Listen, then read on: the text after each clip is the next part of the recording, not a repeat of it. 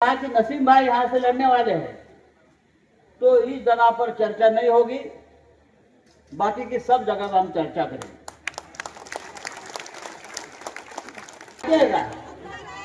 अरे फार इंटरेस्टिंग गोष्ट आहे, मी तुम्हाला सांगतो। आदमी कसा गद्दार बनताय देखो।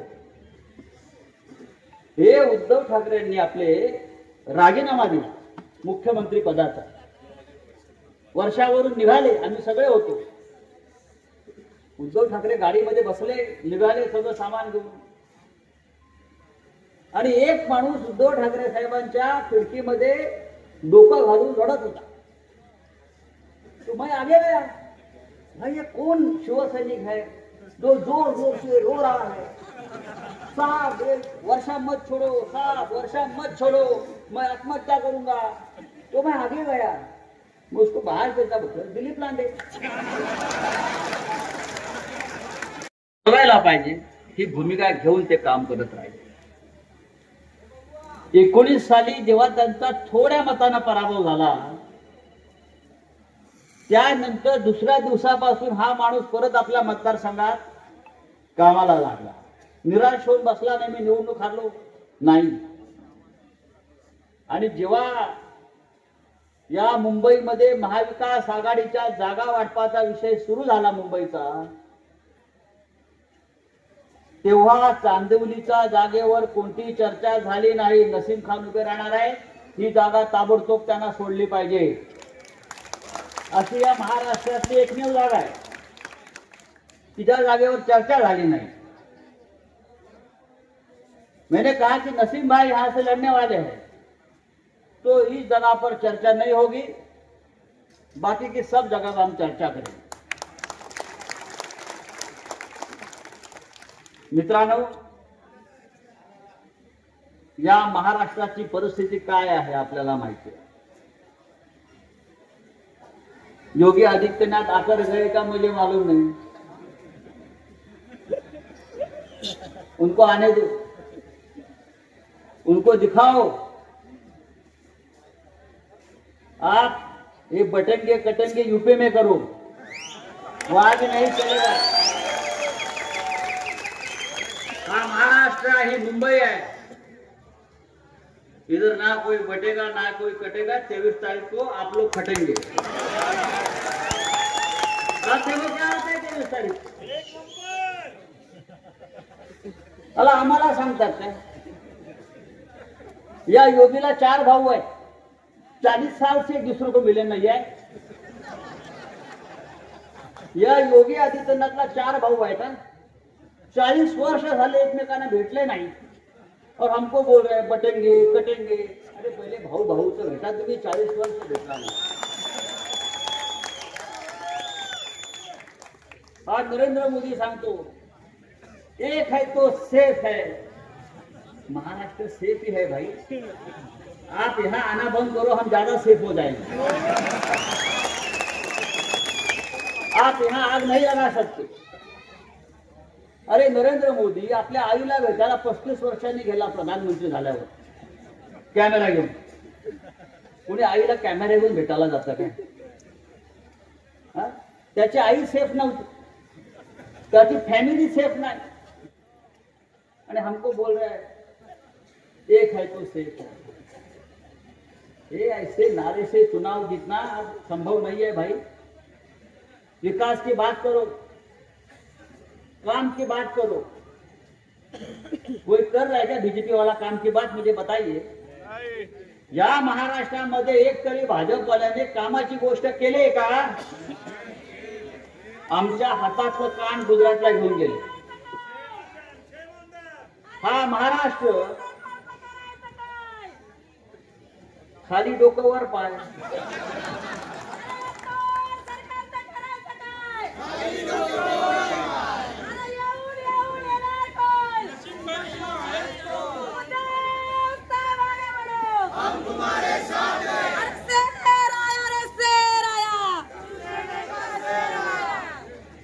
गेल्या 5 वर्षाच्या आधी सुद्धा यांचं सरकार होतं, दिल्लीमध्ये होतं, महाराष्ट्रात 3 वर्षापासून या गद्दारांचं सरकार आहे। या महाराष्ट्राला गद्दारीचा डाग लावण्याचं काम या मोदी आणि शहांनी केलेला आहे. हा छत्रपती शिवाजी महाराजांचा महाराष्ट्र आहे. हा डॉक्टर बाबासाहेब आंबेडकर, शाहू फुले, बाळासाहेब ठाकरेंचा हा महाराष्ट्र आहे. या महाराष्ट्रामध्ये इतकं घाणेरडं भ्रष्टाचाराचं राजकारण कधी झालं नव्हतं. भले 50-50 कोटी घेऊन हा दिलीप लांडे फुटला तुमचा.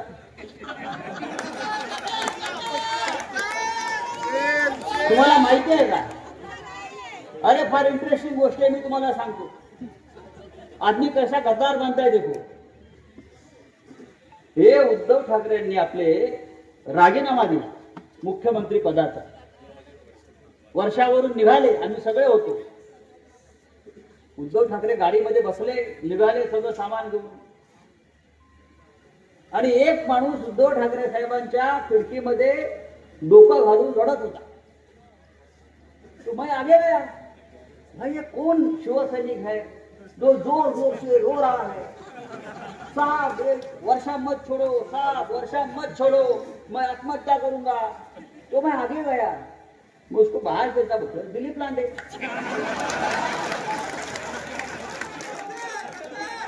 यही आदमी था ये. हमने उसको बाजू में किया, बिठाया, पानी पिलाया. मैंने बोला उसको पानी दे दो.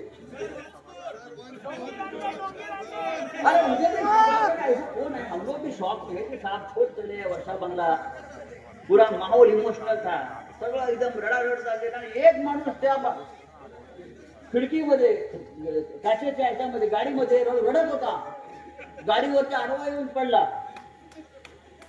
एवढी गर्दी होती. मी विचारलं, मला उद्धव ठाकरे म्हणले संजय तू दिलीप लांडेला जरा सांभाळा, तो खूपच इमोशनल झाला. त्याला बाजूला घेतला, त्याला चहा दिला, त्याला दिलीप लांडे तडीपार होणार यांचा. आणि हा दिलीप लांडे सकाळी 7 वाजता सुरतला पोहोचला.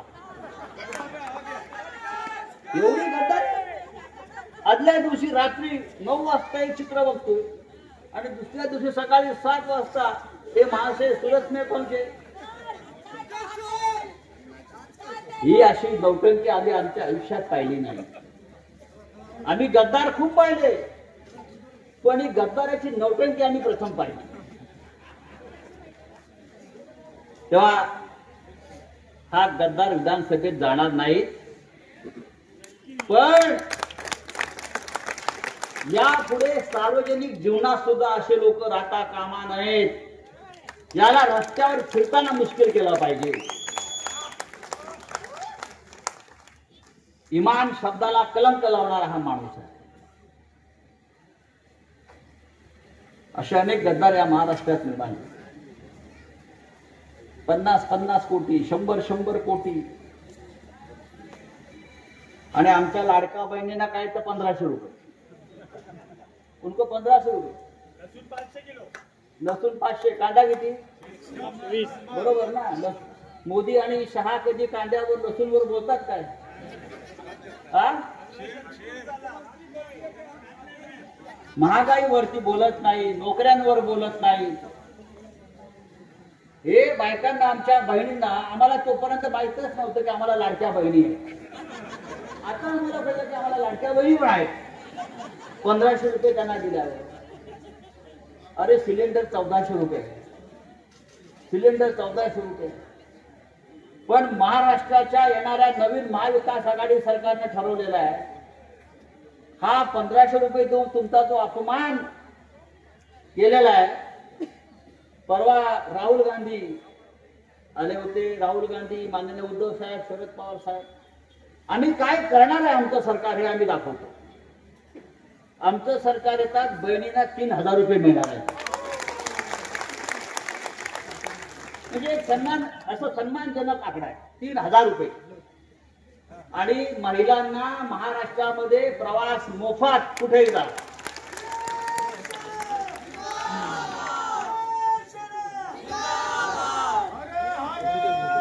त्यानंतर बेरोजगारांना नोकऱ्या देण्याचं वचन आम्ही दिलेलं आहे. जोपर्यंत नोकरी मिळत नाही तोपर्यंत त्यांना मिळणार आहे 4000 रुपये. हे सगळं आपलं सरकार आल्यावर 4,000 रुपये शेतकऱ्यांचं 3 लाखापर्यंत कर्ज आपण माफ करणार आहोत आणि हेल्थ इन्शुरन्स आरोग्य विमा कवच 25 लाख रुपये कुटुंबाला मिळणार. या अशा प्रकारचे पंचसूत्री राहुल गांधींच्या उपस्थितीमध्ये आपण परवा जाहीर केली. हे राज्य सामान्य जनतेचं आम्ही निर्माण करणार आहोत आणि राज्य कशा प्रकारे आम्ही चालवणार आहोत या संदर्भातली ही छोटीशी झलक आहे. आता हे सरकार या महाराष्ट्रासारख्या राज्याला लुटण्याचं काम चालू आहे. पैशाचा पाऊस पडतोय सर्वत्र. 50 नहीं 100 करोड़ दे रहे थे चुनाव क्षेत्र में. कहां से आता इतना पैसा? वर्ल्ड बैंक है. कौन सा बैंक है कि घर में मशीन लगाया है सबके? गद्दार बैंक है. कहां से आता है पैसा? ये गौतम अडानी का पैसा है और या गौतम अडाणीच्या पैशानं आमदार खासदार विकत घेतले आणि त्या बदल्यामध्ये गौतम अडाणीला मुंबई विकायचं काम सुरू आहे. ये मुंबई को गुलाम करने का काम कर रहे हैं. गौतम अडानी को मुंबई बेचने का पूरा प्लान बन गया. आमच्या गरिबांना घर नाही. आपकी धारावी ही गौतम अडाणीला विकायचं निर्णय या सरकारने घेतला. धारावीतून गौतम अडाणीला 1 लाख कोटी रुपये मिळणार आहेत. 1 लाख कोटी. आणि धारावी बरोबर मुंबईतली सगळी मिठागरं जकात नाके डेअरी मदर डेअरी हे सगळं काही गौतम अडाणीला दिलं जात आहे. या महाराष्ट्राची संपत्ती आपली संपत्ती. सगळे उद्योग चालले गुजरात मध्ये. सगळे उद्योग गुजरात में. हमारे पास उसने घंटा बजाओ. हाँ सब बेच रहे हैं. अडानी. ये अडानी की प्रॉपर्टी असल में नरेंद्र मोदी की प्रॉपर्टी है. मोदी सिर्फ संभाल रहा है. अडानी की दौलत मोदी की दौलत है. इसलिए तो मोदी अडानी कर रहा है. केअरटेकर. तो हे सगळ्या गोष्टी आपण मतदारांनी लक्षात ठेवल्या पाहिजे आणि सूड घेतला पाहिजे आपल्या महाराष्ट्रावर चाललेल्या अन्यायाचा. या इथे माझे अनेक मुसलमान बांधव बसलेले आहेत. काय झालं की हिंदू मुसलमान कुछ हो गया तो हिंदू मुसलमान बस हिंदू मुसलमान और कुछ नहीं काम उनके पास. लेकिन इस बार लोकसभा हो विधानसभा हो मैं आपका आभारी हूं सभी हिंदू और मुसलमान भाइयों का. ये मोदी का प्लान सक्सेस नहीं होगा. हमने करने नहीं इसलिए पागल हो गए. ये देवेंद्र फडणवीस का दिमाग इसलिए बिगड़ गया है. लोक पुरा या वेळेला आपण सगळ्यांनी जो संयम राखला तो संयम राखल्यामुळे यांचं प्लान यशस्वी झालं नाही. या महाराष्ट्रामध्ये दंगली करायचा तणाव निर्माण करायचा. म्हणून ह्या वेळेला आपण सगळ्यांनी पुन्हा एकदा सावधपणे काम करू.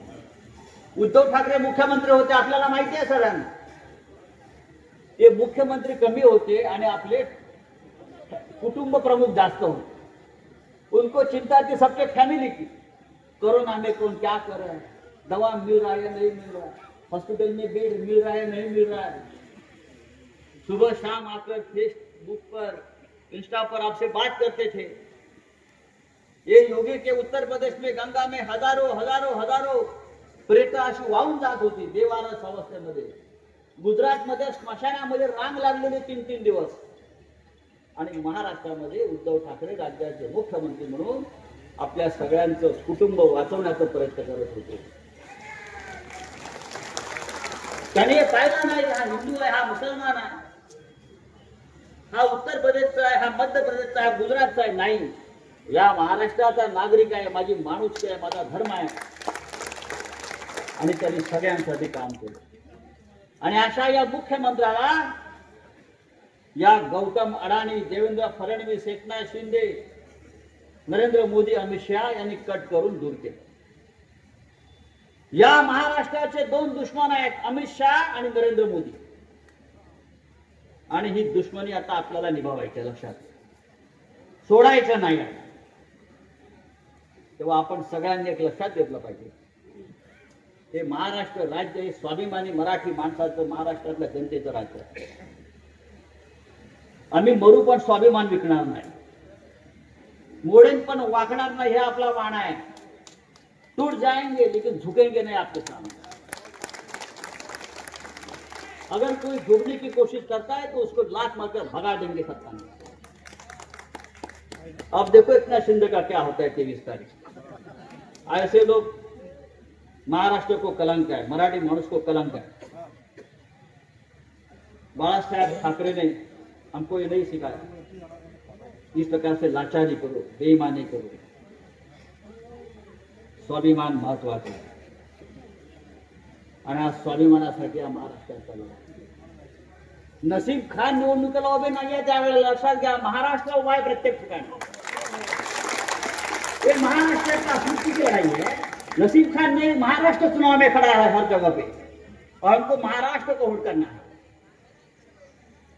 अगर महाराष्ट्र में रह गया तो देश नहीं बचेगा. महाराष्ट्र रहेगा मजबूती से तो ये मोदी शाह के सामने हम सीना तान कर खड़े रहेंगे. आ जाओ मैदान में, देखता हूं. और इसीलिए ये महाराष्ट्र को खत्म करना चाहता. तो मेरे भाइयों, माझ्या मित्रांनो, या सगळ्या गोष्टीचा गांभीर्याने विचार करा आणि उद्याच्या निवडणुकीमध्ये फक्त नसीम भाईच नाही, जिथे जिथे तुम्ही पोहोचू शकता, तुमचे मित्र असतील, तुमचा परिवार असेल, प्रत्येकाला कळवा की महाविकास आघाडीचा उमेदवार, मग तो तुतारीवर असेल, तो मशालीवर असेल, जो हातावर असेल, कोणी पण असेल, तो आपला आहे. महाविकास आघाडी की आणि या राज्याला दिशा देण्याचं काम महाविकास आघाडी करणार. शरद पवार साहेबांसारखा नेता अजूनही आपल्या समोर एक प्रेरणा म्हणून उभा आहे. उद्धव ठाकरे महाराष्ट्राच्या कानाकोपऱ्यात फिरत आहेत. प्रियंका गांधीजी आल्यात, येणार आहेत. राहुलजी येत आहेत. का आम्हाला वेळ जात नाही म्हणून का आम्ही करतो का? नाही, आम्हाला नाही व्हायचंय काही. आमच्या निष्ठा या महाराष्ट्र राज्यावर, आमचं नातं तुमच्याशी आहे. आपके साथ हमारा नाता है. आपको अच्छे दिन दिखाने हैं, मोदी वाले अच्छे दिन नहीं. आणि मला खात्री आहे आपण अत्यंत सावधपणे मतदान करा आणि या चांदोलीमध्ये पुन्हा एकदा प्रचंड बहुमताने आपल्या सगळ्यांचे लाडके, आमचे मित्र नसीम खान यांना विजयी कराल. आणि या गद्दारांना इतकंच मी सांगतो आणि तूर्त आपली रजा घेतो. जय हिंद, जय महाराष्ट्र.